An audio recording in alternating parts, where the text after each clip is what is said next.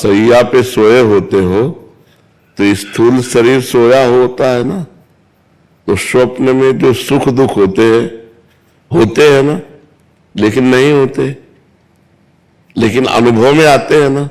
स्थूल शरीर तो पड़ा रहता है, सूक्ष्म शरीर से आप जब स्वप्न देखते हैं तो स्वाप्निक जो सुख दुख होते हैं वो अनुभव में आता है ना।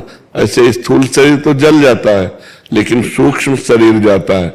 और आत्मा एक प्रकाश है, आत्मा एक पावर है, आत्मा कोई व्यक्ति नहीं है, वो पावर है। वो सूक्ष्म शरीर को पावर देता है, और भोग जब सूक्ष्म शरीर भोगता है तो अनुभव आत्मा को होता है। आत्मा को कोई कष्ट नहीं होता। नैनम छिन्दन्ति शस्त्राणि नैनम दहति पावका न चैनम क्लेदयन्त्यापो न शोष्यति मारुता। अग्नि जला नहीं सकती, जल डुबो नहीं सकता, वायु सुखा नहीं सकती।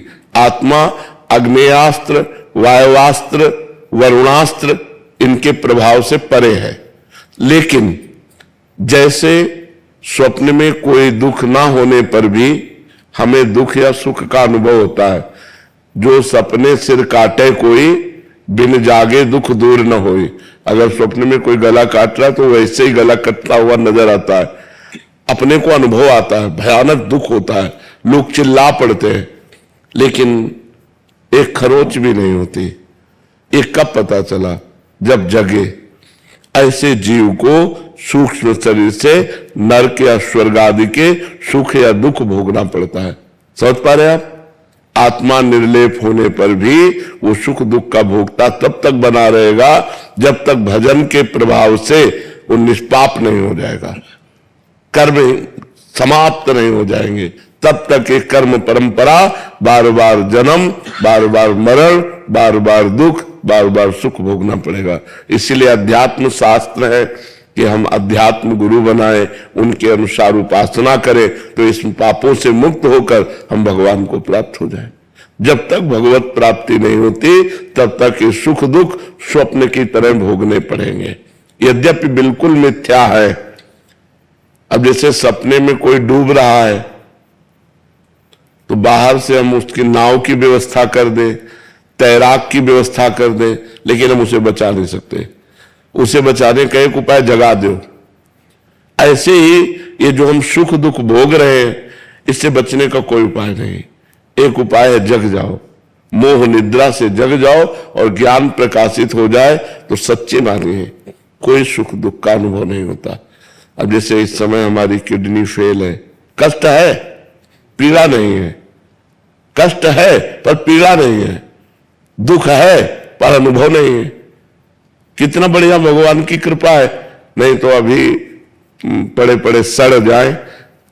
हर कष्ट का बचने का उपाय केवल भगवान है, दूसरा नहीं है। अगर हम भगवान से मन जोड़े, देखो हमारा हृदय तुम्हें कैसे बताए, हृदय एकदम शीतल आनंदित है। अगर शीतल आनंदित ना हो तो तुमसे बात कर सके क्या? फिर तुम पीड़ा में पड़े रहे, और पीड़ा है तो हम हर दुख से तब बच सकते हैं जब हमें ज्ञान हो। ये केवल प्रवचन से नहीं दूर होने वाला। अगर अंदर स्थिति नहीं है ना तो प्रवचन से दूर होने वाला नहीं।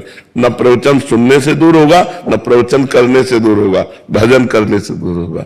अगर हम भजन करें तो अज्ञान का नाश हो जाए, तब हम ये देखेंगे कि सुख दुख से परे आत्मा है। और जब तक भजन नहीं करेंगे तब तक मलिनता होने के कारण जैसे स्वप्न में कोई दुख सुख नहीं होता, ये जगने पर पता चलता है, ऐसे ही जब तक हम मोह में फंसे हैं तब तक सुख दुख भोगना पड़ेगा। जब तक ज्ञान में नहीं जगेंगे तब तक ये सुख दुख दूर नहीं होगा।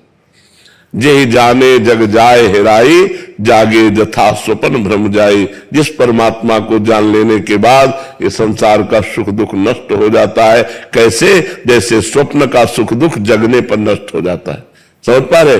भजन करोगे तब समझ पाओगे। ये ज्ञान की बात है, ये अध्यात्म मार्ग की बात है।